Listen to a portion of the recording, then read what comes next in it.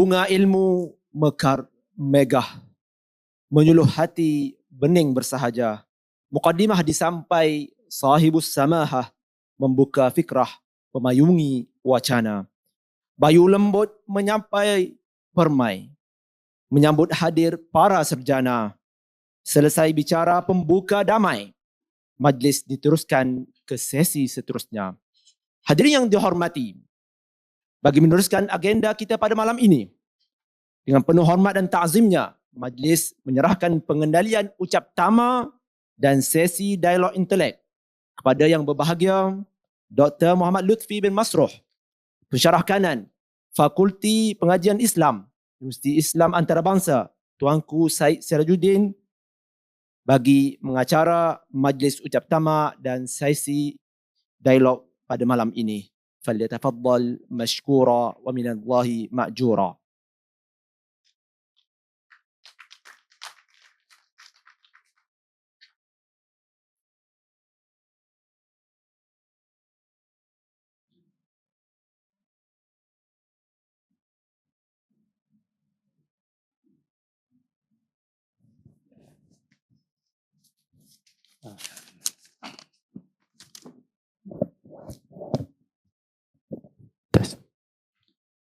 Bismillahirrahmanirrahim.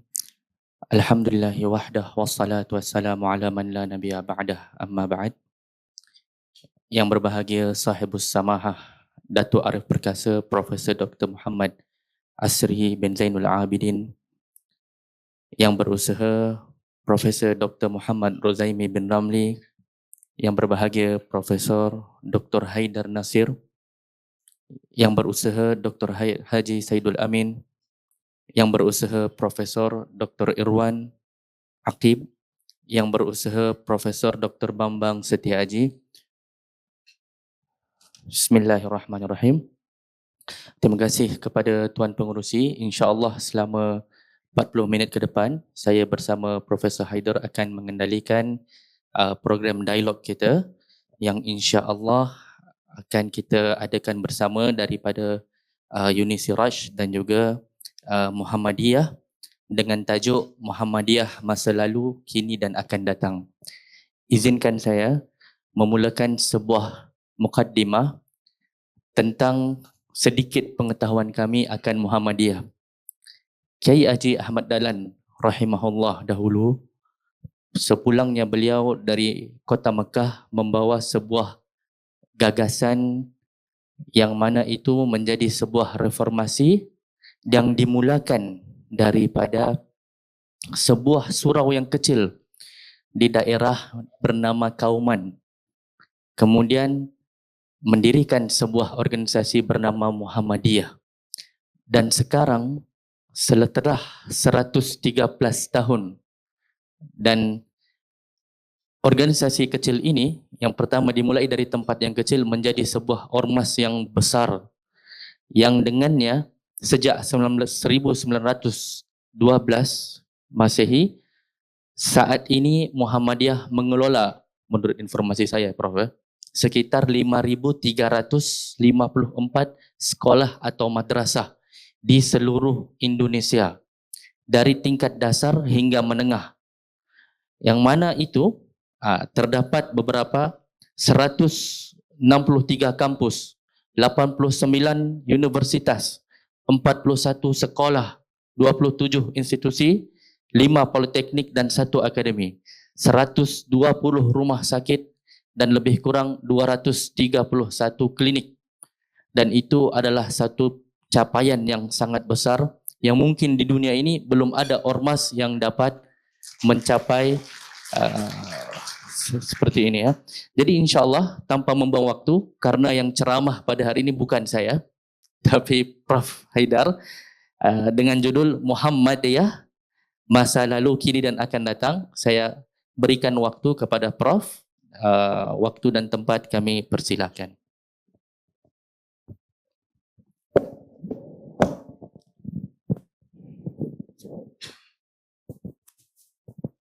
Assalamualaikum warahmatullahi wabarakatuh. Hamdan wa syukran lillah wa salatan wa salaman ala rasulillah wa ala alihi wa sahbihi wa mawalah wa ba'd. Yang terhormat dan dikasihi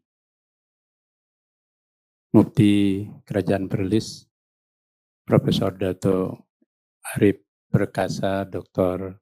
Muhammad Asri Zainul Abidin, kawan kami dan sosok Mufti Cendekia yang selalu hadir dengan kecendikaannya dan keramahannya. Bahkan untuk Indonesia dan Muhammadiyah, beliau sangat banyak tahu. Bahkan ada peristiwa-peristiwa yang mungkin kita tidak tahu, beliau sudah tahu. Seperti ada yang mengaku Dewa Matahari di Banten.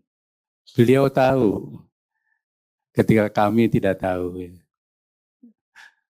Terima kasih Mufti Dr. Masya yang begitu rupa. Naib Chancellor University Islam Antarbangsa Syed Sirajuddin Unisiraj, Profesor Dr. Rujaimi bin Ramli, kemudian pengendali acara Ustadz Lutfi, dan semua tokoh para cendekia yang hadir baik dari Persyarikatan Muhammadiyah maupun dari seluruh institusi di Perlis dan ASEAN yang hadir, yang tidak bisa saya sapa satu persatu. Semoga Allah merahmati kita semua. Saya tidak bisa berkata banyak ketika harus menyampaikan bahasan dialog tentang Muhammadiyah dulu, kini, dan ke depan, ketika Mufti telah menyampaikan pemikiran yang sedemikian maju ke depan, ya. Dan sesungguhnya dialog kita sudah selesai tadi, ya. Tapi tidak cukuplah kalau saya menghentikan pembahasan ini, karena secara khusus saya diminta untuk membahas tentang Muhammadiyah masa lalu, kini, dan ke depan. Alvin Toffler tahun 70 menulis tentang future self. Dia mengatakan manusia itu tidak hanya terbagi di dalam keragaman ideologi, suku bangsa, antar bangsa, etnik, agama, dan lain sebagainya.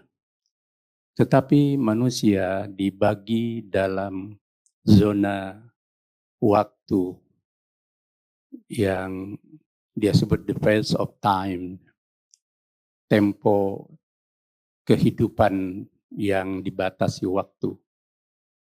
Kata dia, 70% manusia hidup di masa lampau dalam alam pikiran agraris,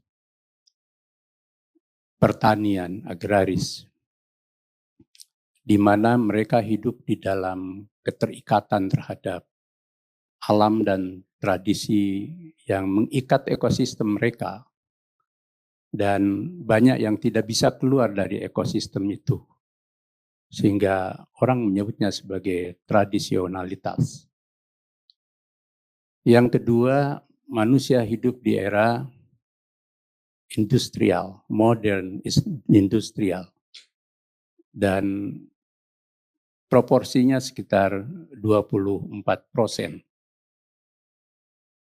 Mereka hidup dengan pola pikir yang rasional, objektif, efisien, dan seterusnya, sebagaimana orang modern berpikir. Tetapi datang masa kini, itu era tahun 70-an, ketika dia menulis, dan saya masih sekolah dasar. bahwa era itu era di mana manusia berpikir dengan seluruh kemampuan teknologi yang dimasukkan di dalam sistem industri yang sangat modern. Dan dari situlah terjadi revolusi berpikir, bahkan revolusi kehidupan manusia yang mengubah banyak hal. Dari cara mereka hidup, cara mereka berpikir, dan cara mereka bertindak. Dan mereka hanya proporsinya 2-3%. Tetapi inilah yang menjadi penentu masa depan. 20 tahun, 30 tahun setelah itu baru saya mencoba mempelajari bahwa apa yang dihipotesiskan oleh Toffler itu terjadi ketika era saat ini kita hidup di dalam era yang lebih maju lagi, yang disebut dengan revolusi 4.0, kemudian sampai ke 7.0 dan sebagainya. Ketika revolusi ilmu pengetahuan kemudian teraktualisasi dalam revolusi teknologi informasi yang berjalan begitu cepat dan membuat manusia hidup di dalam mobilitas yang sangat tinggi. Sampai di era itu, 10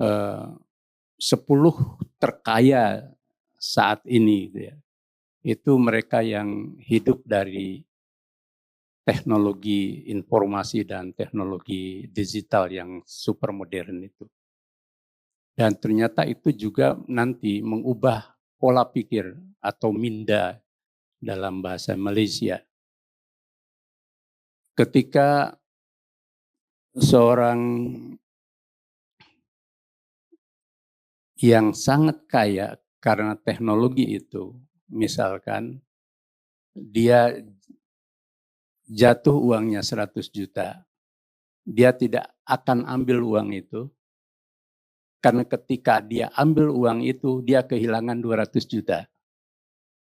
Itu begitu rupa bahwa dunia teknologi informasi telah menjadikan seseorang punya power lewat kekuasaan uang dari kekuasaan teknologi.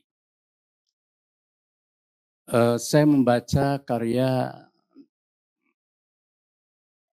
Noah Harari dalam 3 buku yang mungkin dan saya yakin semua kita membacanya. Satu, ketika dia menulis tentang Homo sapiens tahun 17, dia mengatakan bahwa di era ketika manusia tidak dikuasai oleh teknologi, naluri untuk berinteraksi sosialnya sangat tinggi. Tetapi datang era baru itu yang disebut dengan Homo Deus, di mana teknologi menjadi dewa, lahir tadi artificial intelligence, atau di Indonesia dikenal dengan akal imitasi, kemudian revolusi bioteknologi, yang diantaranya menurut dia bahwa sekarang orang mulai berpikir untuk memperpanjang usia karena revolusi bioteknologi sampai 150 dan 500 tahun ke depan. Biarpun sekarang kita yang 100 tahun aja susah dan mungkin tidak ada temennya. Nah, kata dia, ini mengubah cara berpikir tentang kematian. Dulu dan dalam konteks agama, dia memang sekuler, bahwa kematian itu bersifat kosmologis. Ada relasi dirinya dengan Tuhan dan kehidupan sesudah mati. Tetapi di era bioteknologi modern itu, kematian itu hanya bersifat teknis. Maka dia perpanjang gitu ya. Nah, ini kan jadi cabaran bagi kita untuk bisa tidak menjelaskan tentang kematian dari sudut kosmologi dan epistemologi agama. Terakhir dia menulis lagi tentang nexus yang dia katakan bahwa kekuatan masa depan akan ditentukan oleh mereka yang menguasai jaringan informasi. Dan jaringan informasi inilah yang akan juga menguasai jaringan negara dan antar bangsa. Saya berbicara tentang masa lalu, masa kini, dan masa depan itu untuk bagaimana meng-highlight tentang Islam, termasuk di dalamnya Muhammadiyah dan kita semua, juga terikat dengan perjalanan sejarah. Yang sejarah itu punya dinamikanya sendiri. Saya coba dimulai dari Muhammadiyah. Kiai Dahlan itu dia hanya meletakkan pondasi dari percikan-percikan pemahaman dia tentang Islam.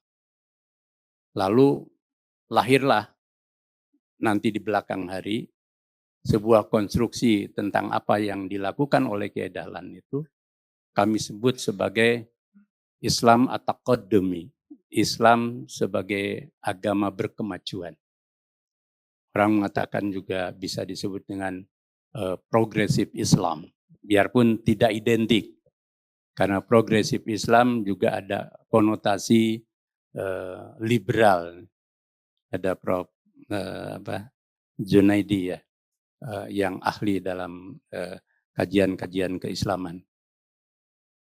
Nah, kenapa kami menyimpulkan itu? Itu kami menemukan berbagai titik-titik tonggak itu dari apa yang dilakukan oleh Kiai Dahlan. Kiai Dahlan menjelaskan surat Al-Asr, nah ini soal waktu, itu sampai 8 bulan lamanya. Padahal surat yang sangat pendek. Wal asri innal insana lafi husr illa alladziina amanu wa amilus sholihat wa tawassaw bil haqq wa tawassaw bis sabr. 8 bulan diajarkan pada para santrinya. Dan baru kami memahami itu di belakang hari. Bahwa Ashr itu bukannya soal waktu dan kesadaran kita tentang waktu. Dan itu menjadi ciri khas Muhammadiyah sejak awal. Ketepatan waktu misalkan.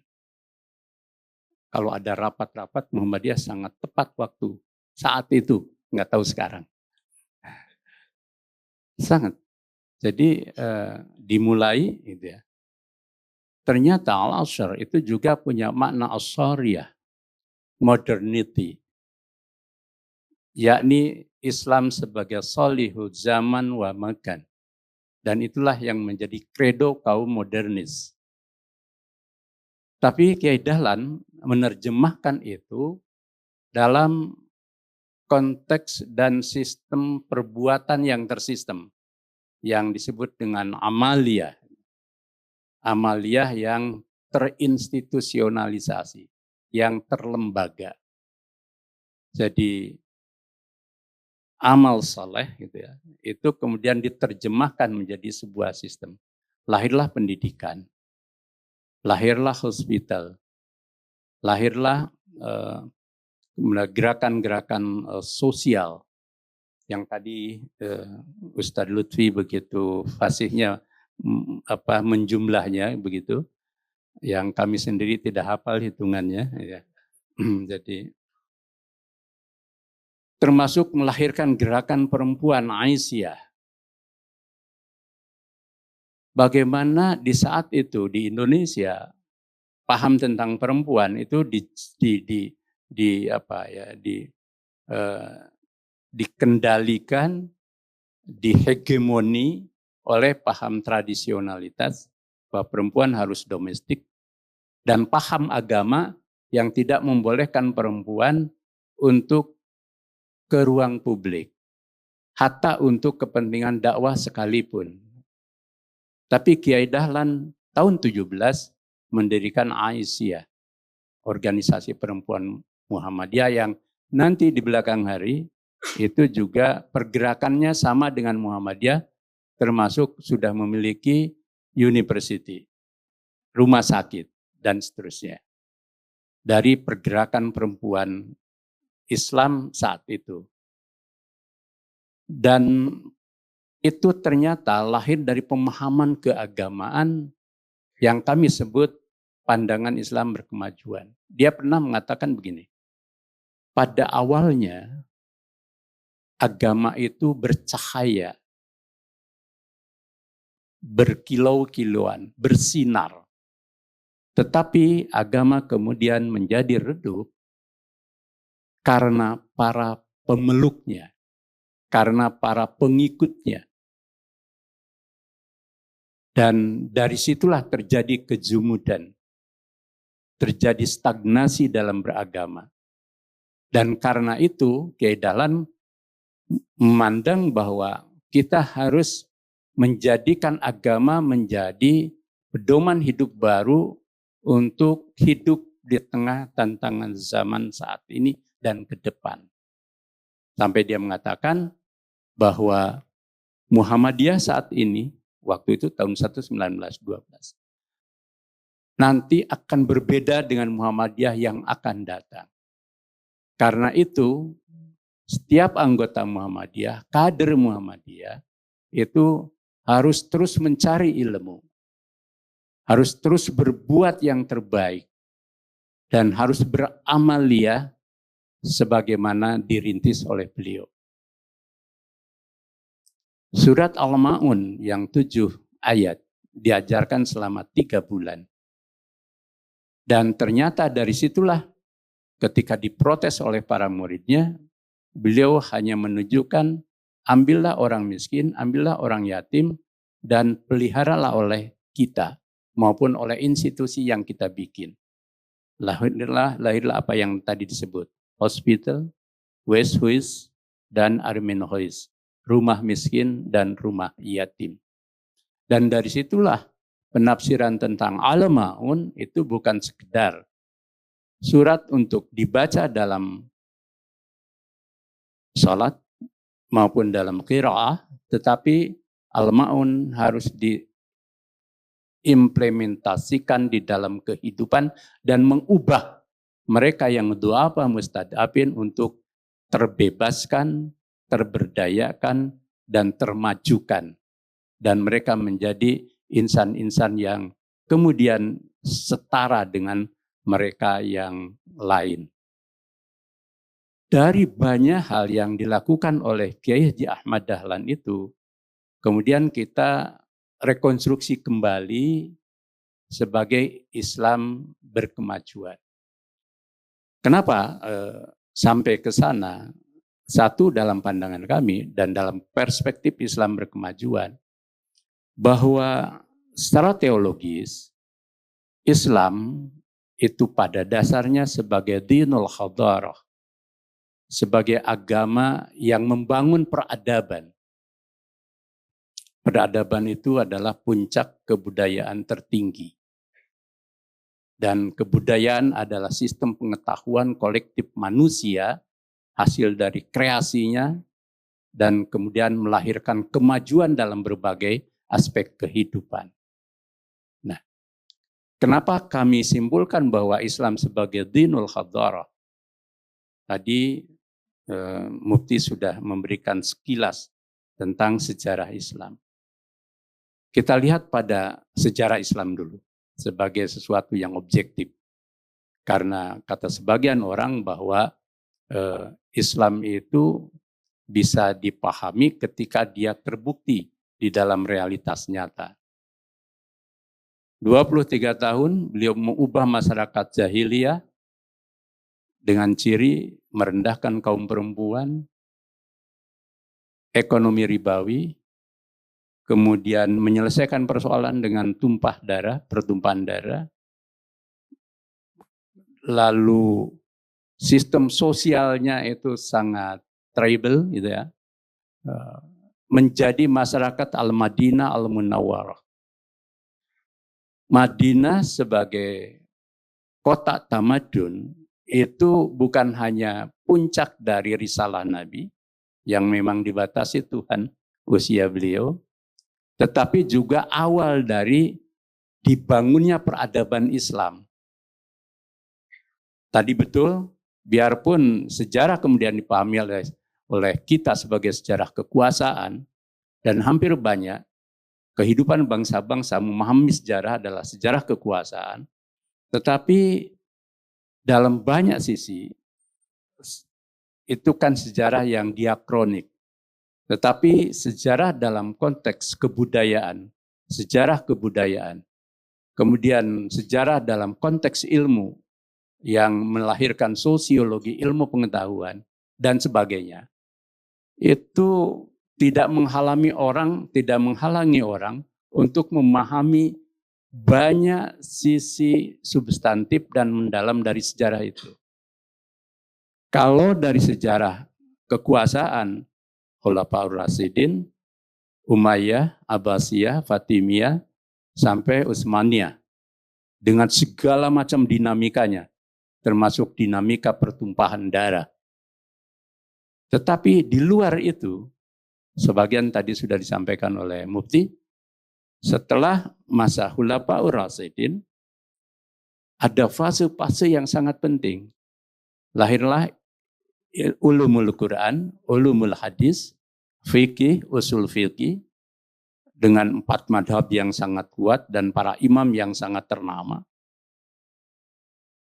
Dari 4 dasar ilmu agama ini, kemudian mengubah cara berpikir manusia tentang kehidupan dan sekaligus memberi solusi terhadap problem-problem kehidupan saat itu. Kita tahu dari seorang At-Tabari saja, itu kita bisa memahami bagaimana dia selain menulis tentang kitab tafsir, dia menulis tentang sejarah para nabi, yang kemudian di barat dicetak menjadi karya sejarah yang sangat monumental menjadi beberapa jilid. Sejarah At-Tabari. Padahal dia hidupnya di era tahun 700-an saat itu. Kemudian setelah itu berkembang ilmu tasawuf, kemudian biarpun praktek tasawuf dengan thariqah dan itu menimbulkan banyak kontroversi. Tetapi ilmu tasawuf kemudian di belakang hari dalam pikiran seorang Hamka melahirkan tasawuf modern kan, menjadi sebuah karya pemikiran ihsan. Jadi tasawuf ihsani gitu ya. Ilmu kalam, ilmu filsafat, sains, kemudian kedokteran, dan kita bisa menyebut semua tokoh-tokoh ilmuwan muslim. Tetapi juga ilmu politik, seperti Al-Farabi, Ibnu Rus, dan seterusnya. Saya yakin ilmuwan-ilmuwan yang kita sebut apapun, Al-Khawarizmi, Ibnu Rus, Ibnu Sina, selain Al-Ghazali, dan semuanya. Mereka adalah ilmuwan-ilmuwan yang multidimensional. Dan mereka memahami agama dalam multi perspektif. Biarpun selalu ada kontroversi. Dan dari situlah kemudian peradaban Islam itu dibangun sampai 8 abad lamanya. Lebih bahkan. Biarpun selalu ada patahan-patahan itu, ada kejatuhan-kejatuhan. Tetapi sebelum tragedi Baghdad 1258, hampir semua pemikiran-pemikiran keislaman tumbuh kaya begitu rupa. Termasuk institusi keislaman. Darul Hikmah misalkan. Lahirnya Darul Hikmah. Atau Al-Azhar tahun 970 misalnya. 4 universitas kita kan termasuk yang tertua di dunia. Dan itu lahir jamiah dari masjid.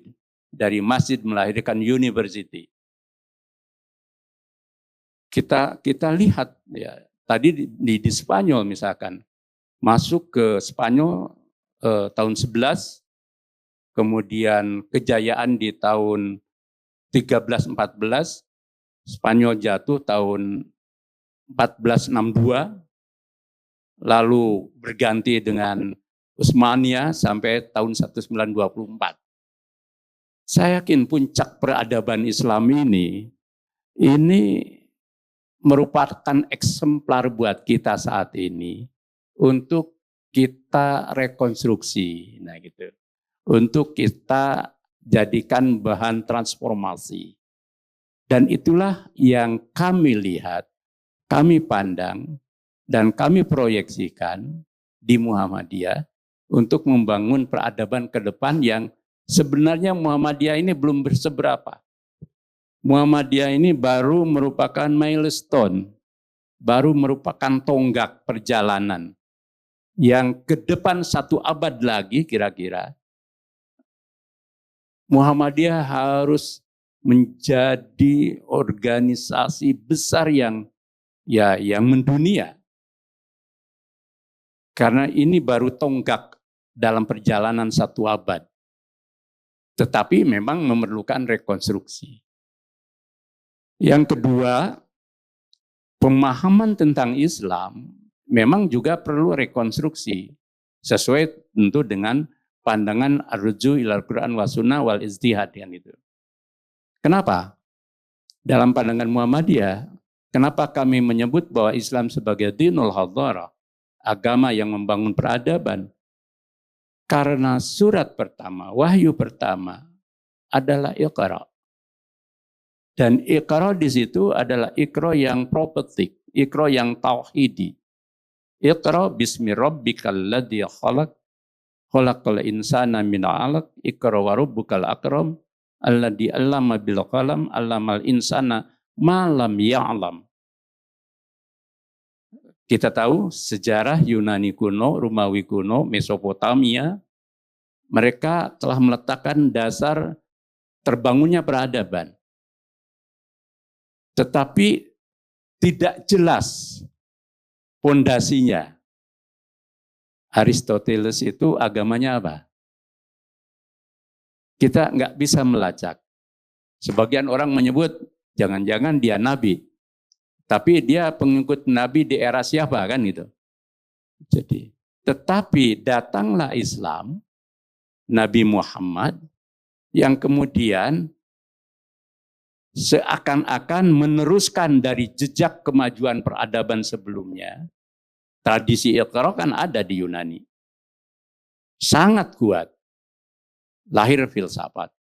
Tetapi seakan-akan Islam mengkritik Iqra di era Yunani kuno karena berkutat di soal-soal rasionalitas, lalu dibawa pada Iqra yang tauhid, Iqra yang propetik.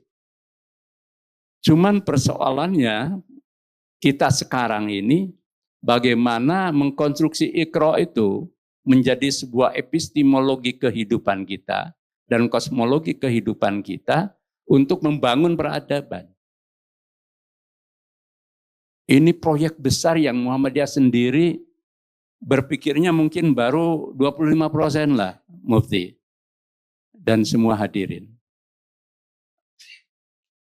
Mudah-mudahan di tahun ini kita sudah menyelesaikan tafsir At-Tanwir. 30 juz. Yang kita coba untuk memahami Al-Quran dengan bayani, burhani, dan irfani.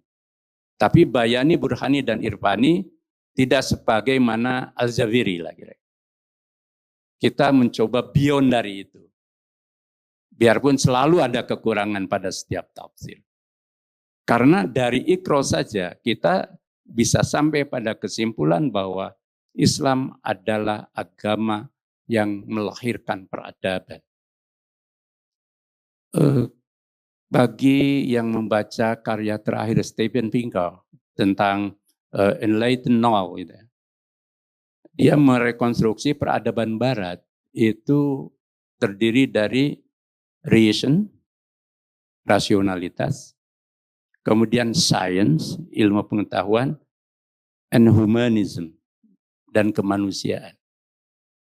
Humanism pun nanti dalam perkembangan berikutnya, itu humanisme sekular. Dan disitulah kemudian, di tengah kemajuan spektakuler yang terjadi di Barat, terjadi decaying, terjadi keruntuhan spiritual dan moral barat. Dan ini susah untuk dibangkitkan kembali. Tetapi Islam kemudian belum sampai menjadi peradaban, apalagi kebudayaan atau pemikiran alternatif. Tapi pondasi pada apa yang ada dalam Al-Quran, As-Sunnah, As-Sahihah, dan Ijtihad, sebenarnya kita kuat. Maka dari situlah kemudian Muhammadiyah, Bapak Ibu nanti bisa neruskan, silakan. Ayat-ayat tentang ta'akul, tadabbur, tafaqquh, itu begitu banyaknya dalam Al-Quran. Dan silakan ayat-ayat ahkam, kira-kira berapa persen dari Al-Quran itu. Ayat-ayat tentang kesemestaan itu luar biasa, tentang ilmu, tentang hikmah, tentang manusia, ekosistem, dan seterusnya. Cuman pemikiran kita belum begitu lengkap dan sempurna untuk mengkonstruksi Al-Quran itu. Untuk menjadi fondasi dan pemikiran untuk membangun peradaban baru yang bersifat alternatif. Kenapa harus alternatif? Tadi di satu pihak, Barat hanya rasionalitas, humanisme, dan sains semata, lalu terputus dari Tuhan. Karena dulu Barat lahir dari ekstremisme, bahwa agama abad tengah telah membelenggu Barat, lalu mereka keluar dari agama dan menciptakan peradaban yang anti agama, agnostik, bahkan anti Tuhan. Hampir semua, Nietzsche, kemudian Feuerbach, gitu ya. Semua mereka pemikirannya jadi anti Tuhan. Padahal menurut genealogis mereka, itu mereka sebenarnya santri. Artinya dari keluarga-keluarga pendeta. Tapi memberontak gereja. Karena gereja dan agama saat itu terlalu teosentrisme dan anti kemanusiaan, anti antroposentris. Nah, saya agak cemas di tubuh umat Islam saat ini ketika melihat dekadensi Barat, justru lari pada agama yang ingin seperti abad tengah. Yang itu menurut kami salah alamat. Ingin pada Islamisme, tetapi Islamisme serba ritual. Islamisme yang serba hal-hal yang sangat skriptural, terlalu puritan, dan lain sebagainya. Kenapa? Kalau seperti ini, kita akan mengulangi sejarah Kristen di Barat. Kenapa salah alamat? Mestinya ketika melihat Barat rusak gitu ya, cari alternatif pada Islam yang telah 8 lebih abad lamanya menjadi peradaban alternatif. Nah, dari situlah kemudian lahir pandangan Islam berkemajuan. Cirinya ada 5. Ini untuk penutup karena waktu. 1, mabdi ala tauhid. Pemikiran Islam berkemajuan itu dasarnya pada tauhid. Iqra bismi rabbika, pada tauhid. Tapi kami mencoba memproyeksikan dan pemikiran tadi, perubahan alam pikiran tentang tauhid itu bukan hanya hablum minallah. Dan kita memahami Tuhan hanya sebagai Rabb, hanya sebagai Ilah, hanya sebagai Malik. Tapi Tuhan serba segala-galanya yang juga punya implikasi pada pandangan kita tentang kesemestaan. Dari tauhid melahirkan pandangan kesemestaan. Kosmologi tauhid, epistemologi tauhid. Nanti juga keilmuan yang dimensinya ada dimensi tauhid. Biarpun tidak harus serba skriptural. Karena tauhid sendiri kan pemikirannya begitu rupa. Kalau kita identifikasi Tuhan dalam Asmaul Husna, itu kan tidak cukup Tuhan sebagai Rabb, Malik, dan Ilah. sebagai pada pemikiran-pemikiran tauhid abad tengah lah kira-kira gitu. Nah, kemudian tauhid yang mengubah manusia menjadi humanistik, ya.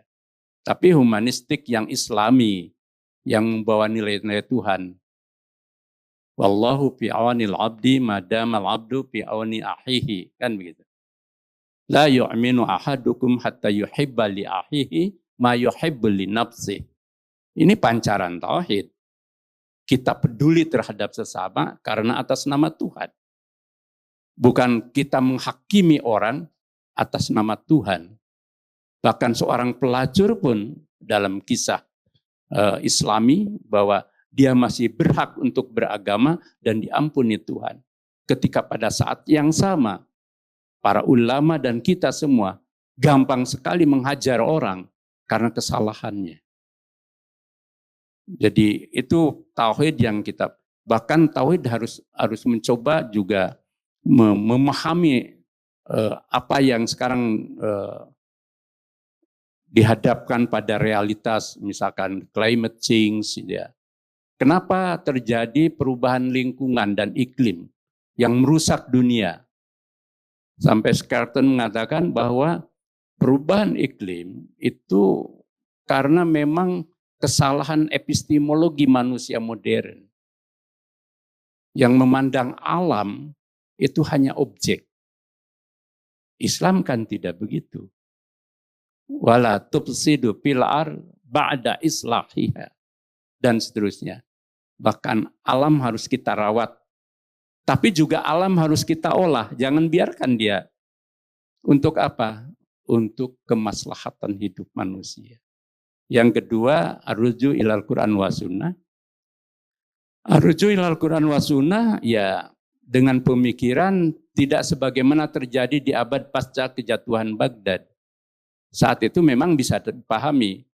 Islam terpengaruh oleh pengaruh Mongol, lalu menjadi serba menyimpang, lalu lahir teologi tahayul, bid'ah, dan khurafat, itu iya. Tapi saat ini Islam harus pada Al-Quran dan As-Sunnah As-Sahihah atau Al-Makulah. Al-Quran dan As-Sunnah harus menjadi kitab kehidupan umat manusia. Baik yang muslim, bahkan menjadi sinar kehidupan bagi mereka yang non-muslim. Tentu pemikiran tentang dan pemahaman tentang Al-Quran yang harus luas. Tidak cukup dengan tafsir-tafsir masa lalu. Yang ketiga, Ihya'ut tajdid wal ijtihad. Menghidupkan lagi tajdid dan ijtihad. Saya yakin pertemuan Islam Asia Pasifik, Afrika, Nusantara, dan lain sebagainya itu dibawa ke situ, Mufti saya yakin luar biasa nanti.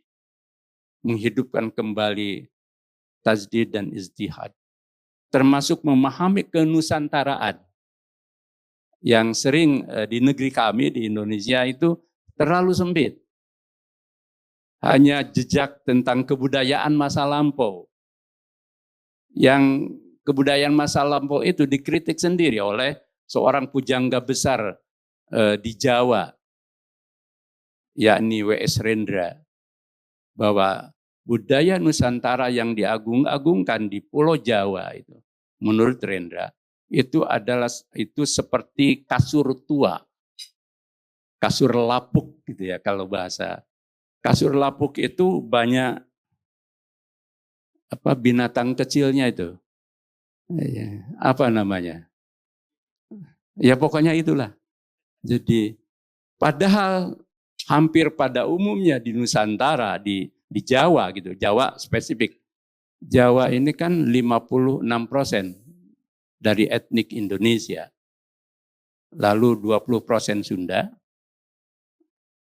Melayu yang bahasanya diambil itu hanya 3%, Prof. Nazir.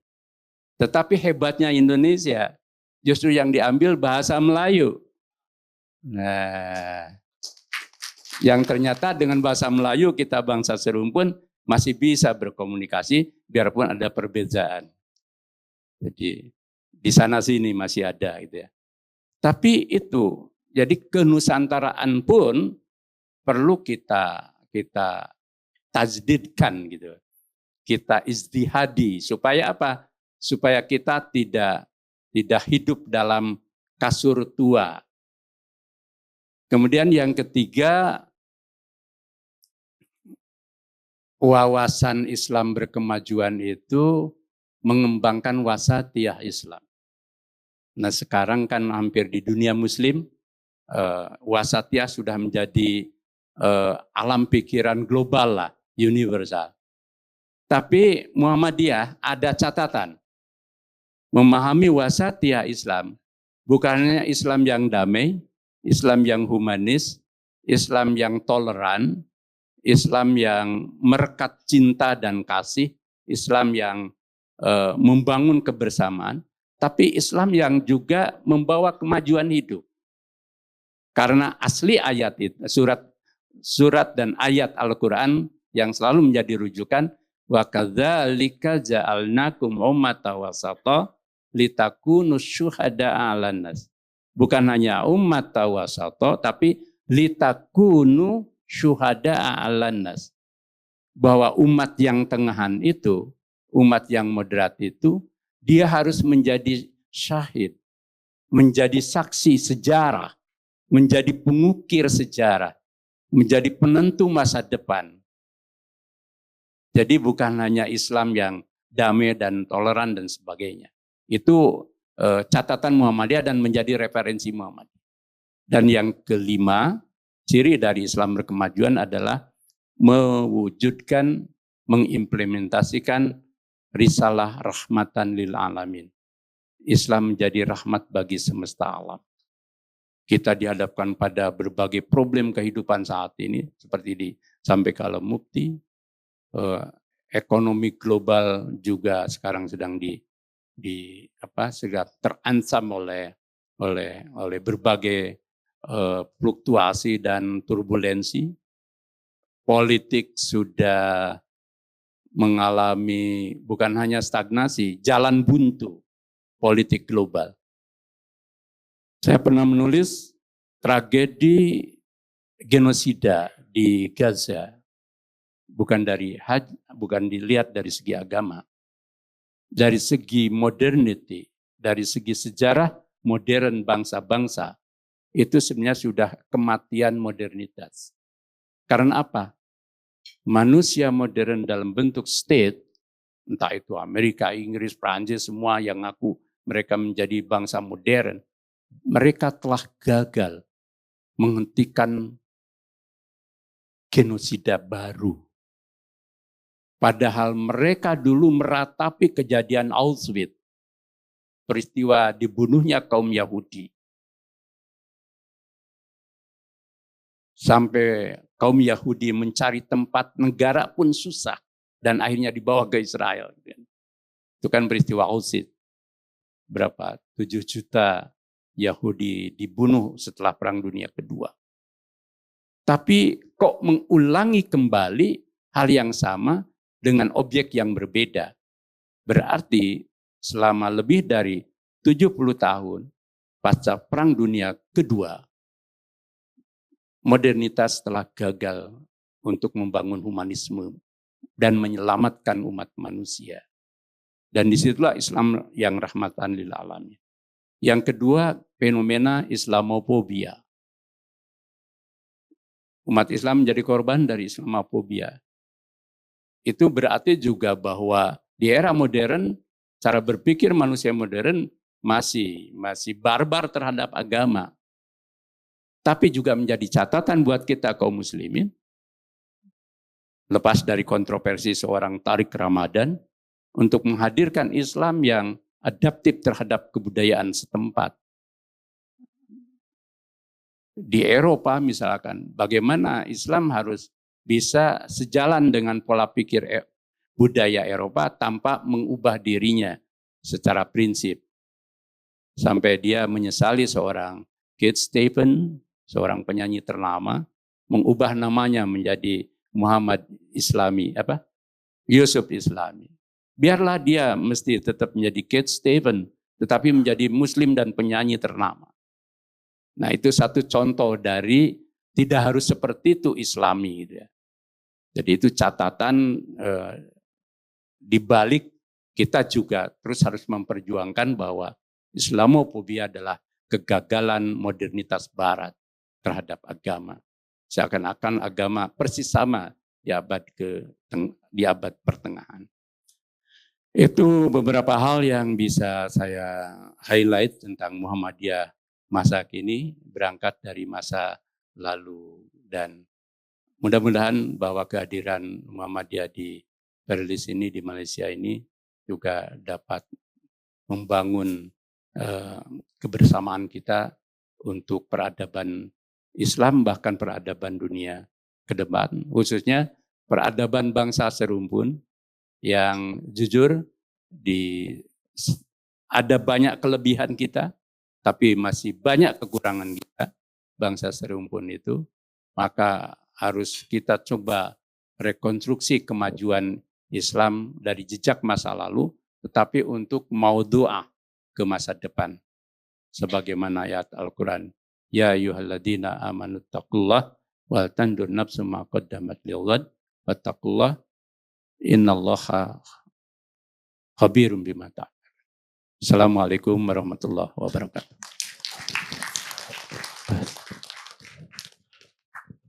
Jazakumullah khair Prof. Dr. Haidar atas ucapan yang disampaikan. Saya tertarik tadi dengan perkataan beliau, penerangan beliau tentang bahawa Kiai Ahmad Dahlan itu meletakkan pondasi Muhammadiyah, lalu direkonstruksi menjadi moto yang kita kenali sekarang, Islam berkemajuan. Untuk pengetahuan Dr. Prof juga, kami di Unisiraj memiliki moto, yakni di sini pencinta sunnah dilahirkan. Yang dapat saya fikirkan bahawa apakah yang dimaksudkan dengan sunnah itu hanyalah tampilan zahir atau pakaian saja. Tapi yang dapat kita pelajari dari kisah yang disampaikan oleh Prof tadi, bahawa sunnah itu kita aplikasikan dalam bentuk-bentuk dan khibrah, pengalaman yang telah diaplikasikan dalam bentuk tindakan sosial yang sering diulang-ulang oleh Datuk Mufti juga, bahawa dalam doa-doa khutbah semoga rakyat menjadi masyarakat yang bertindak kelas pertama, dan ini dapat kita aplikasikan juga dimulakan dari universitas kita di Perlis dan sebagainya. Dan kebetulan juga di Perlis ini kita memiliki identiti, yakni raja berdaulat, rakyat berilmu, negeri sejahtera dan Perlis maju. Jadi bagaimana hendak maju?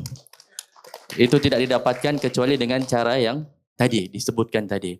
Direkonstruksi menjadi Islam berkemajuan, membentuk peradaban dunia. Baik, untuk berikutnya kami membuka pertanyaan untuk hadirin untuk sesi dialog ini. Ada siapa-siapa yang mau nyoba bertanya? Bismillah. Assalamualaikum warahmatullahi taala wabarakatuh. Mungkin saya sedikit soalan. Tadi menceritakan mengenai sejarah Muhammadiyah yang telah sekarang sudah berumur melebihi 1 abad, yang mana bila kita baca sejarah Muhammadiyah yang membawa ke arah tajdid. Soalan saya, jika hari ini saya mau pulang ke kampung untuk membawa tajdid, boleh jadi orang akan bagi challenge. Orang akan cuba untuk berkata buruk kepada saya dan akhirnya saya mati begitu saja. So soalan saya, bagaimana pada pandangan Prof, bagaimana Masya Allah Tabarakallah Muhammadiyah boleh bertahan selama 100 tahun dalam keadaan Indonesia bermacam-macam ragamnya, bermacam-macam mazhabnya, bermacam-macam pemikirannya. Sekian.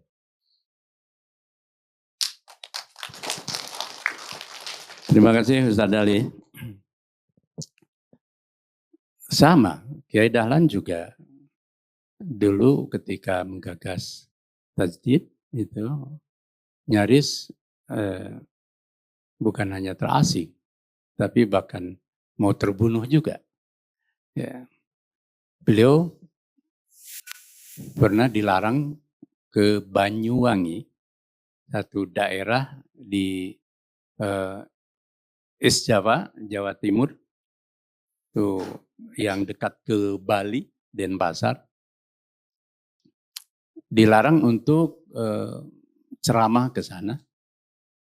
Kalau Anda datang ke Banyuwangi, akan kami bunuh Anda. Tapi apa yang dilakukan Kiai Dahlan? Kiai Dahlan pergi ke sana. Dan alhamdulillah tidak terjadi pembunuhan. Hanya ketika beliau berceramah di ruang publik, itu dilempari. Jadi, tapi setelah beliau pulang, di Banyuwangi itulah kemudian berdiri cabang Muhammadiyah. Jadi begitu Ustaz Dali. Jadi kalau ada yang menjabar, menentang, ya sudah tidak usah dilawan. Jadi terus saja berdakwah dengan pemikiran tajdid. Kemudian di kampung Kauman sendiri, ketika beliau mendirikan masjid yang arah kiblatnya sesuai dengan ilmu astronomi dia, kemudian masjid itu dihancurkan. Ya, Kiai Dahlan sedih, masjidnya dihancurkan. Nyaris beliau mau pergi keluar Kauman. Maksudnya tidak ingin terjadi konflik. Tapi dilarang oleh para sesepuhnya, para tetuanya, hanya beliau kembali. Tapi apa yang terjadi setelah itu kan semua menerima. Bahkan para penghulu di Keraton Yogyakarta juga menerima itu. Dan sampai sekarang masjid Keraton Yogyakarta itu ya arah kiblatnya sudah sesuai dengan apa yang dimaksudkan oleh Kiai Dahlan.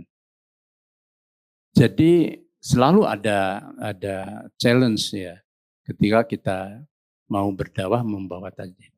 Cuman mungkin bila kaifa gitu ya. Gimana caranya gitu ya. Nah, sekarang pandai-pandai saja caranya gitu ya. Jadi ya mungkin dipraktekkan apa yang disebut dengan dakwah ala uqulihim itu. Tetapi harus ada progres. Ala uqulihim itu jangan biarkan mereka tetap terjebak dalam kebiasaan lama. Satu, ambil contoh misalkan cara Pak Air Fahrudin, ya, Ketua PP Muhammadiyah yang cukup lama. Kita tahu ini soal furu'iyah ya, soal furu'iyah. Ketika beliau bertablik menjadi guru di Sumatera Selatan, beliau sudah dikenal sebagai guru Muhammadiyah. Kemudian seorang tokoh setempat itu sangat tidak suka kehadiran Pak Air Fahrudin sebagai guru.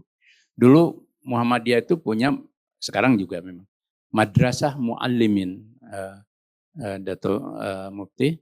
Madrasah Muallimin didirikan oleh Kiai Dahlan tahun 18. Kemudian direhabilitasi tahun 22 untuk mencetak kader-kader yang kemarin kita bicarakan itu. Lalu juga Muallimat Muhammadiyah. Nah, Pak Air Fahrudin lulusan Muallimin. Nah, biasanya selesai Muallimin 6 tahun, kemudian ditugaskan untuk berdakwah sampai beberapa tahun. Nah, karena ketidaksukaan dari tokoh setempat yang sangat berwibawa,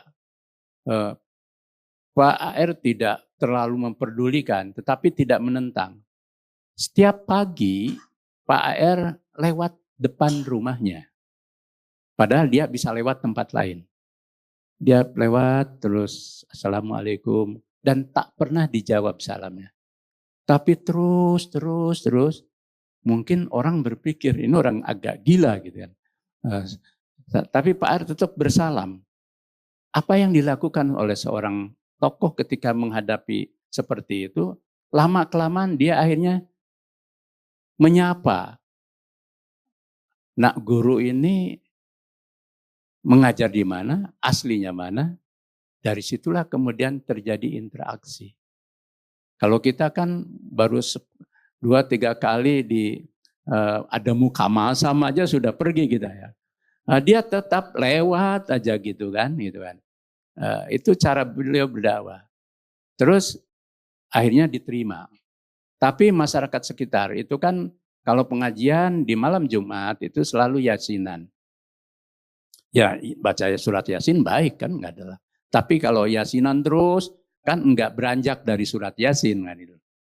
Nah Kiai HR Fahrudin itu kemudian, nah biasanya yasinan itu dibaca ketika ada keluarganya yang meninggal kan. Ketika 7 hari, kemudian 40 hari, 100 hari, 1000 hari. Nah, Pak Air Fahrudin datang ke tempat itu pada 7 hari masih yasinan, kemudian 40 hari yasinan. Terus diserahkan kepada beliau, hari yang ke-100 lah kira-kira. Terus kata Pak Air Fahrudin, bisa enggak sekali-kali kita jangan surat yasin. Nah, ya terserah Pak Guru lah. Terus dia baca surat yang lain. Terus berikutnya terus. Akhirnya berhentilah baca surat Yasin itu, tapi bukan berarti tidak membaca Al-Quran. Kemudian muncul pemahaman bahwa tidak harus membaca surat Yasin. Al-Quran terbuka untuk dibaca semua surat. Dan sehabis itu bagaimana kalau kita pelajari isinya, terjemahnya, dan seterusnya. Itu cara tajdid juga gitu ya. Jadi urat sabar kita memang harus diperpanjang. Kalau kita ingin tajdid kita itu diterima gitu. Dan kalau tertanggur di satu tempat, terbentur di satu tempat, ya cari tempat lain gitu. Ya ala kulli hal, dan juga itulah sudah kodratnya Allah. Ketika kami mau mendirikan umam di tempat lain, kemudian tak bisa-bisa, jatuh hati ke tempat Perlis gitu ya. Jadi, dan ternyata Raja Muda Perlis, Tuan Raja Perlis, kemudian Mufti dan semua masyarakat menerima, akhirnya berdirilah umam di sini. Ya baru kecil sih seperti bayi balita, tetapi siapa tahu ke depan juga bersama University Muhammadiyah Malaysia yang ada di Perlis dan di tempat lain juga bisa menyumbang, berkontribusi bagi membangun peradaban bangsa serumpun. Jadi begitu Ustaz Dali, jadi dicoba aja sekali-kali ya, jangan cepat bosan ketika menghadapi cabaran gitu ya. Begitu. Masya Allah penjelasan yang baik sekali. Jadi di samping dakwah bil hal seperti yang disebutkan tadi, ada juga hikmah dalam dakwah, dan hati itu harus kering. Ya, harus kering menghadapi segala cabaran. Baik, untuk berikutnya ada penanya yang lain. Tafadhal Dr. Sahibuddin.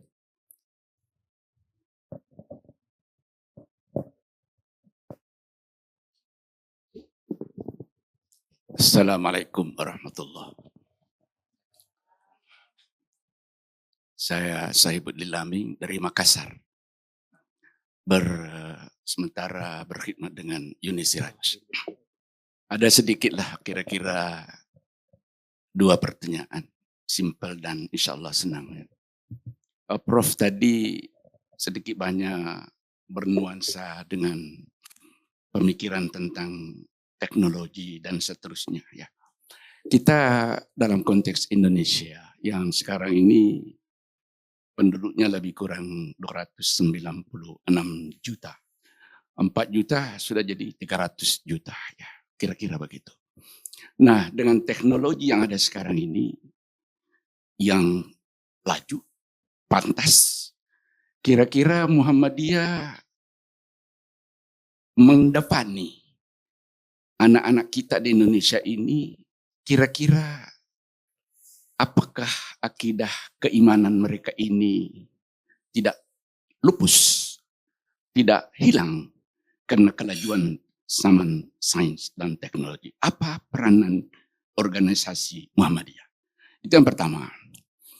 Yang kedua, Prof juga sudah mention tadi dan saudara MC tentang hebatnya Muhammadiyah membangun beratus mungkin ribu sistem pendidikan termasuk universitas. dan satu di antaranya Umam di Perlis. Nah, kira-kira dalam aspek kepesantrenan itu lebih banyak dinominasi oleh organisasi lain. Di mana Muhammadiyah lahir 1912, 10 tahun kemudian baru Nahdlatul Ulama. Ternyata yang fokusnya Nahdlatul Ulama itu ke pesantren dan Muhammadiyah ke universitas. Bagaimana ini kita combine-kan supaya anak-anak kita nanti ini di masa akan datang tidak terlena dan terbuai dengan alam sains dan teknologi. Terima kasih, Prof.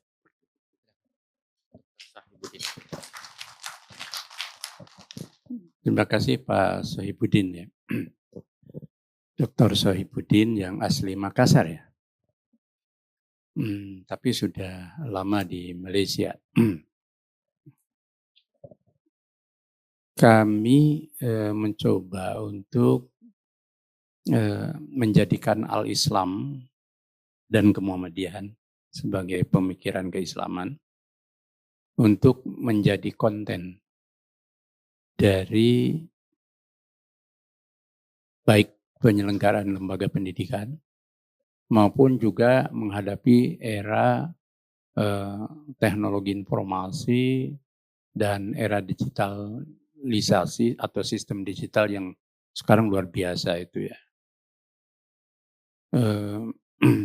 Tinggal memang proyek ini proyek jangka panjang karena harus disesuaikan dengan tahapan-tahapannya. Untuk IT misalkan, ya memang kita mau belajar pada Vietnam. Mungkin teman-teman dari Malaysia juga perlu belajar ya. Vietnam telah mencoba mengubah atau mengendalikan algoritma dengan sistem nilai kevietnaman. Sehingga mereka punya seleksi value yang bagus. Saya nggak tahu Malaysia sudah, Indonesia belum. Jadi apa yang ada di sini betul tadi Datuk Mufti, bahwa semuanya kan basicnya pada algoritma. Nah algoritmanya saja yang ditanda petik, dikasih value, dikasih nilai, dikasih tema, sesuatu yang penting, yang fondasinya pada nilai-nilai agama, tentang akidah, tentang akhlak, tentang ibadah gitu ya.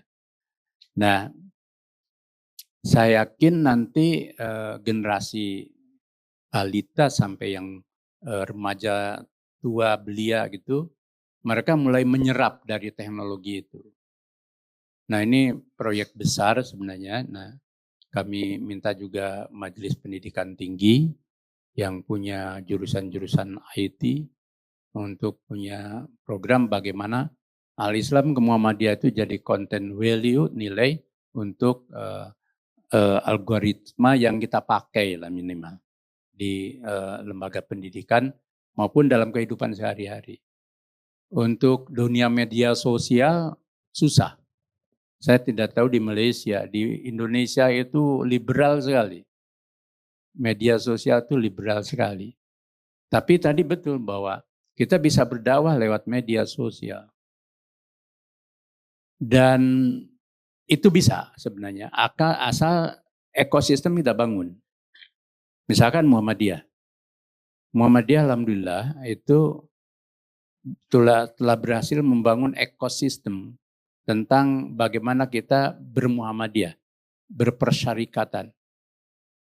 Maka kalau ada terjadi misal konflik itu biasa kan dalam organisasi. Tapi di Muhammadiyah itu semua sudah punya tata nilai. Kalau konflik tidak perlu keluar. Itu sudah jadi ethics.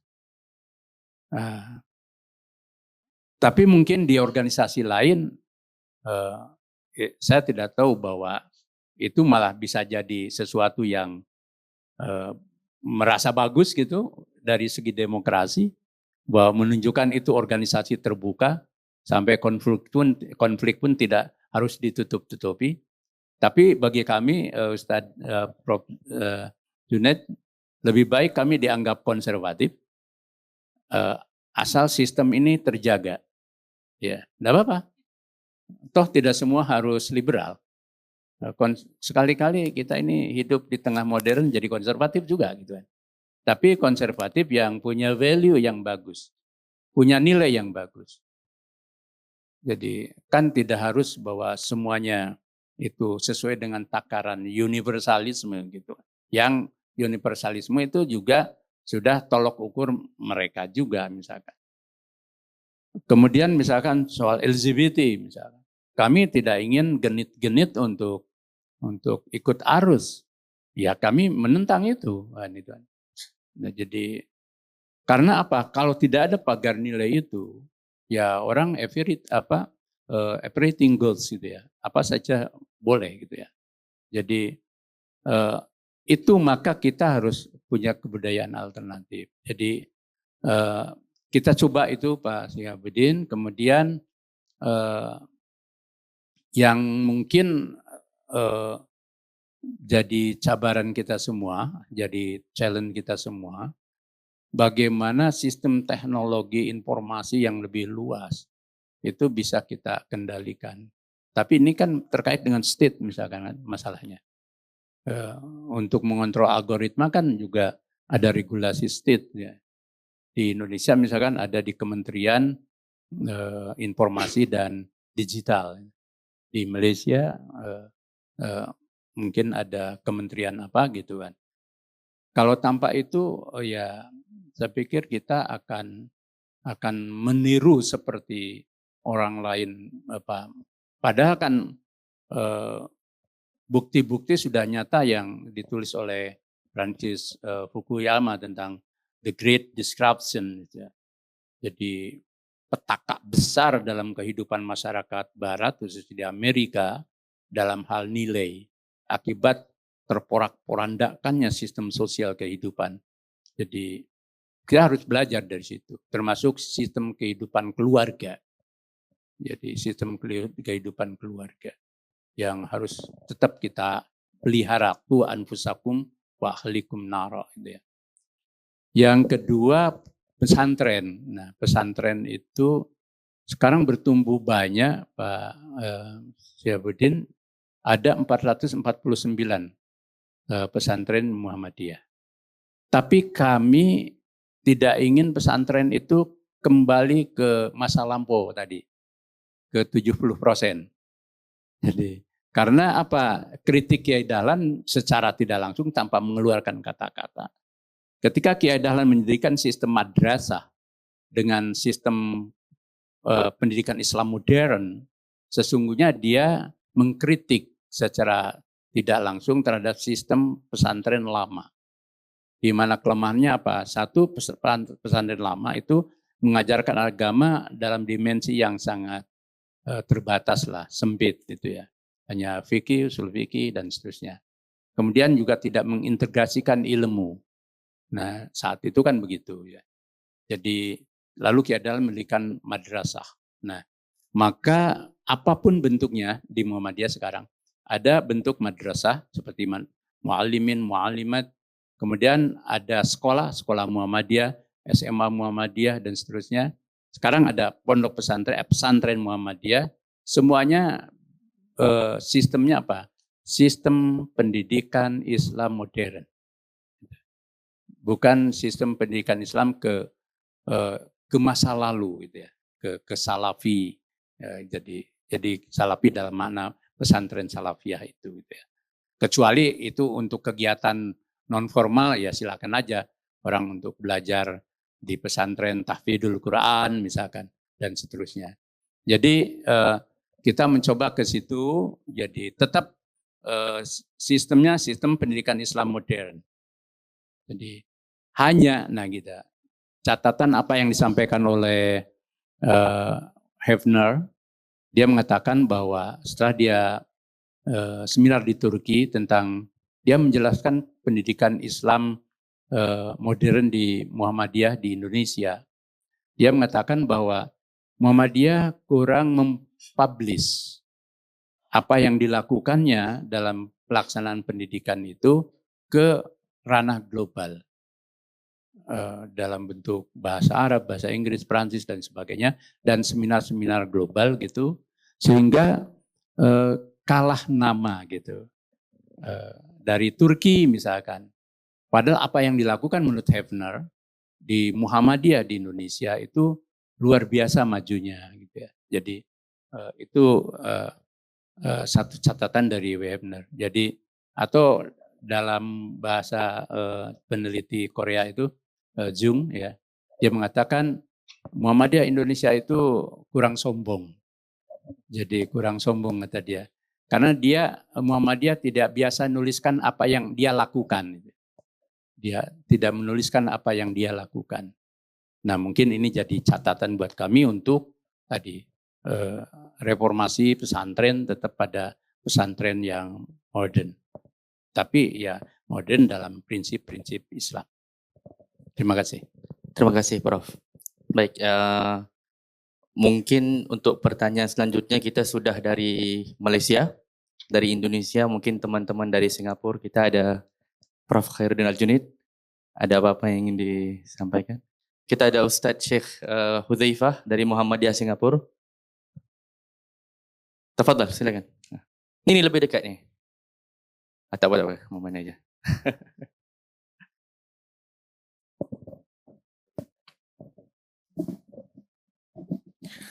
Bismillahirrahmanirrahim. Assalamualaikum warahmatullahi wabarakatuh. I'm not sure whether I'll be speaking Arabic or English or Malay or Indonesia or nek ngomong bahasa Jawa iso. Nah iso ni sidik-sidik wae. So I'm a Singaporean. Akhukum fillah al-faqir ila Allah Syekh Hudzaifah ibn Syekh Hussein ibn Syekh Yaqub. Kami di Singapura pastinya Islam itu adalah merupakan minoriti berbanding dengan jiran kita Malaysia dan Singapura. Dan dengan menjadi minoriti, kita tidak boleh slack walaupun sedikit pun. Kalau di Malaysia, di Indonesia, kerana Islam itu majority, maaf cakap, kalau misalnya lebih bersifat complacent, bersifat misalnya itu direken gitu, maksudnya enggak masalah juga kita majority gitu. Tapi di Singapura kita minority, jadi kita tak boleh slack walaupun sedikit kerana kita adalah merupakan ambassadors of Islam, the image of Islam. We can't expect the non-Muslim to learn our Quran and Hadith and fiqh and understand the rulings and the do's and the don'ts. Mereka cuma lihat apa yang ditampilkan oleh seseorang individu, itulah Islam. Kalau orang tu bagus, bagus. Kalau orang tu tak bagus, tak bagus. Nah, kerana di Singapura akhirnya mereka akan berkata-kata, misalnya hari Jumaat, jom mari minum setelah kerja. Kan? Kemudian kita kata, kita tak minum misalnya. And then dia akan kata, but I thought Ahmad the other day went to drink with us. Kejap lagi, I thought Ali, he went here and there with us, Jadi kita, as simple as misalnya sebagai contoh, juga seseorang yang pergi ke tandas, kemudian keluar dari tandas tu, orang yang masuk setelah itu akan mencerminkan orang yang sebelum itu. Dia tu bagaimana? Kalau misalnya dia seorang Muslim, dia masuk tandas, kemudian keluar dan tandas itu kurang baik, mereka akan berkata, inilah dia, Islam macam ini. Muslim macam ini lah. Atau misalnya ke pantry, buat kopi, buat tea, kemudian ada sugar tumpah, kopi tumpah dan sebagainya. Kemudian dibiarkan macam tu. Ni Islam macam ini lah. Atau pergi ke desk tempat kerja, kemudian lihat di desk tu berserak buku, bersepah dan sebagainya, tak disusun. Islam macam gini lah. Itu yang kita hadapi. Dia kerana kita minority, jadi kita tak boleh slack walaupun sedikit. Jadi apa yang disampaikan oleh Sahibus Samahah tadi, bagaimana kita sebagai Muslim, kita nak menjadi di negara Islam dan Muslim at the same time. Kerana kita tak nak bagaimana ada sebahagian pepatah yang mengatakan, aku pergi ke negara Islam, tapi aku tak dapati Muslim di dalamnya. sedangkan aku pergi ke negeri bukan Islam tapi aku dapati Islam di situ. Nah, kita tak nak macam tu. Jadi ini sedikit perkongsian. Naam. Dan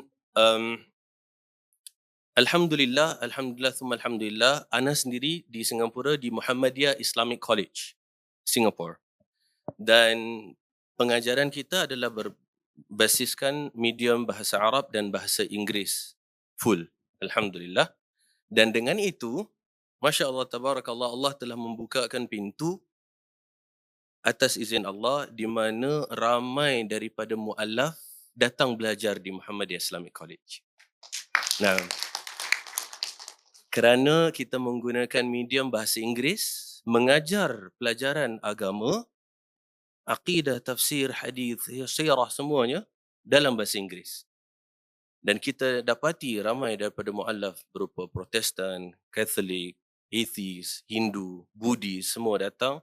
Dan Alhamdulillah dengan izin Allah juga, ini sebagai perkongsian kepada semua, aslama biyadi adad minal ghairil muslimin, Alhamdulillah.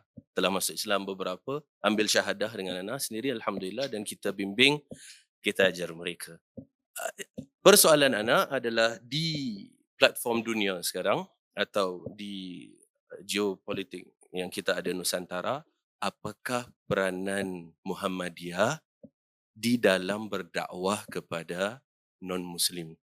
Kerana anak tak nak bahawasanya dakwah Muhammadiyah ni terlalu eksklusif untuk kita-kita je. Maksudnya untuk Muslim je. Sedangkan yang non-Muslim, apakah peranan kita di dalam mengajak mereka untuk lebih ta'lif qulubihim? Barakallahu fikum. Hadza wa sallallahu wasallam ala nabiyyina Muhammad. Assalamualaikum warahmatullahi wabarakatuh.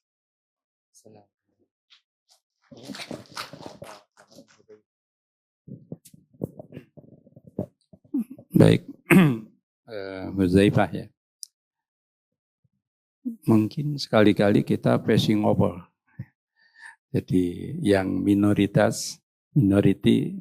pindah ke majority, yang majority pindah ke minority. Gitu.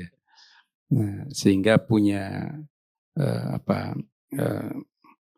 Islamic experience yang bagus itu ya. Kita yang ada di Indonesia dan Malaysia perlu belajar tuh pada Huzaifah bagaimana minority bisa menjadi eksemplar ya, menjadi qudwah ya, menjadi uswah. Karena memang betul tadi bahwa bukan hanya kita lengah sedikit lalu bisa bermasalah. Bahkan ketika kita keliru di dalam menafsirkan dan menampilkan Islam dan Islam menjadi pejoratif itu ya, maka Islam pejoratif itulah yang menjadi konstruksi berpikir saudara-saudara kita di Singapura gitu kan. Jadi tapi kan kita tidak bisa bertukar tempat ya. Jadi memang sekarang kritik terhadap dunia Islam itu kan seperti tadi disampaikan Huzaifah. Kami pergi ke negeri Islam, tapi kami tak menemukan Muslim. Kami pergi ke negeri Muslim, kami tak temukan Islam. Jadi itu pola berpikir untuk kritik dalam kita kan. Jadi tapi kita pergi ke negeri-negeri non-Muslim, di sana kita menemukan Islam. Jadi,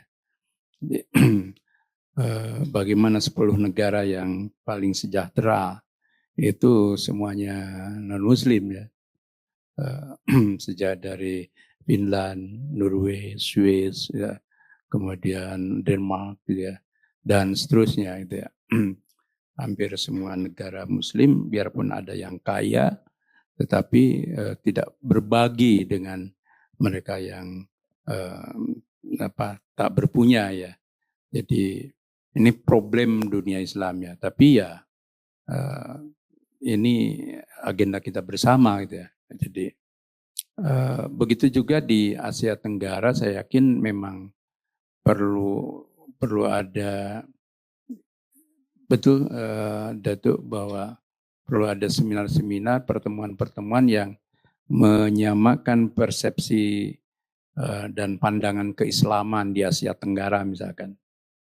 Termasuk bagaimana Islam di tengah menjadi minoriti seperti di Singapura yang itu negara sekuler ya, murni negara sekuler. Orang nyebut sebagai Israelnya Asia Tenggara gitu kan, gitu ya. Justru di situ kan cabarannya kam min fi'atin qalilatin ghalabat fi'atan katsiratan biidznillah. Tapi bukan dalam bentuk perang ya, tapi dalam bentuk badlul zuhdi. Bagaimana Islam di Singapura itu Islam yang berilmu, tadi Islam yang humanis ya, Islam yang bisa adaptif terhadap inklusivisme gitu kan. Islam yang toleran terhadap keberagaman dengan tetap kita menjadi muslim gitu ya. Bahkan mungkin juga saya tidak tahu apakah pakaian kita itu mempengaruhi di sana. Ini urusan Prof. Junaid ini. Jadi sering kan kita bahwa Islam itu pakaiannya Arab gitu kan. Apakah pakaian serba Arab itu cocok di sana gitu. Dan biarpun kita tidak boleh anti Arab ya. Seperti kita juga pakai pakaian barat kan, pakai jas gitu ya, dasi seperti Pak Bambang gitu, biarpun tambah. Itu kan sebenarnya ala barat dulu kan ya. Sebenarnya bikin saja sesuatu itu menjadi moderat gitu ya. Cuman mungkin pada behavior kita dalam keislaman. Seperti pepatah kan lisanul hal afsahu min lisanil maqal kan gitu. Jadi saya pikir eksemplar Singapura bagus itu ya. Kemudian apakah itu proyek dan kajian terorisme yang ada di masjid mana masih ada ya? Nah, di masjid mana namanya? Hadijah itu masih ada itu ya. Tapi kan pendekatan moderasi kan di situ. Itu bagus itu. Dan itu yang kami tawarkan juga di Indonesia. Jadi bukan pandangan yang radikal, tapi kadang di kalangan kaum muslimin sendiri itu istilahnya tidak diminta memberi terlalu banyak. Ya. Jadi akibatnya apa? Kita melakukan studi-studi keislaman, termasuk studi terorisme itu justru menjadikan kaum muslimin menjadi objek. Dan kemudian bahkan bahwa Islam itulah dan Muslim itulah sumber dari terorisme. Muncullah konsep radikalisme Islam, terorisme Islam. Tapi di Singapura, di Masjid Khadijah kan pendekatannya sudah pendekatan moderasi sebenarnya. Jadi ini gak mudah juga gitu, termasuk di Indonesia kan betul memang agak terlalu bebas itu ya. Tapi biasanya selalu terkait dengan proyek. Kalau terlalu terkait dengan proyek, ya itu nanti ada urusan uang ya. Kalau ada urusan uang itu orang kadang jadi beruang gitu. Jadi ya, dari beruang jadi beruang gitu. Jadi pragmatis gitu ya. Jadi, nah Muhammadiyah belum seluas itu. Saya pikir kita sedang memulai begitu. Maka ketika ada pertemuan, ketika ada kami menerima kunjungan, silaturahmi, seminar, memang tapi harus kerja bersama. Tidak bisa Muhammadiyah sendiri. Karena kalau Muhammadiyah sendiri itu nanti mesti dianggap ekspansi. Tapi kalau bersama dalam sebuah komitmen tadi, misalkan dari seminar-seminar, dari pertemuan, itu melahirkan komitmen, oke, Muhammadiyah masuk sini, Muhammadiyah masuk sini, lalu yang lain masuk terus juga. Tapi ya jangan juga kayak sopir dan kernet bus atau bus mencari penumpang gitu ya, rebutan penumpang nanti. Ya jadi kan penyakit umat Islam kadang begitu. Jadi bukan malah mencari dukungan dan simpati pada orang, tapi mencari dukungan dan simpati pada sesama Muslim sendiri. Nah itu yang tidak mau dilakukan Muhammadiyah. Malulah kita di era yang sudah modern, di era yang sudah maju, kok kita masih rebutan umat itu udah fi'il madi lah itu. Jadi fi'il madi lah, fi'ilun madi itu. Jadi, nah mungkin nanti kita cari polanya, Muhammadiyah bisa ke Vietnam, Singapura dan sebagainya, tapi connecting dengan organisasi-organisasi tempat, apalagi kan Muhammadiyah punya sister organization ya, jadi termasuk di Singapura. Nah yang diperlukan adalah kesamaan ya persepsi tentang Islam di era yang sekarang dengan prinsip-prinsip yang kami sampaikan tadi.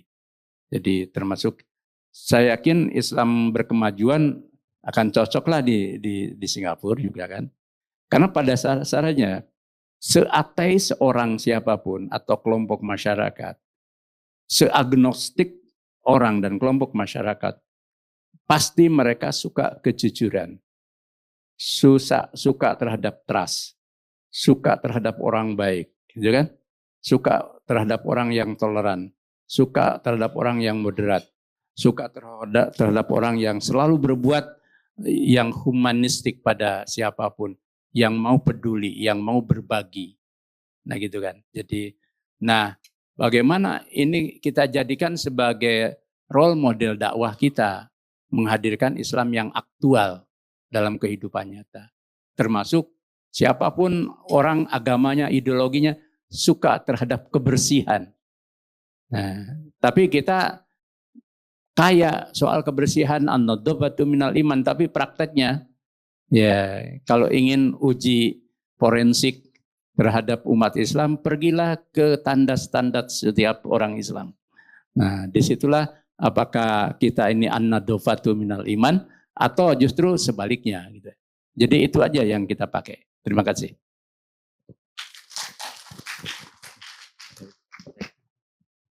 Baik, terima kasih. Malam pun sudah lewat dan majlis dialog ini sudah sampai ke penghujungnya.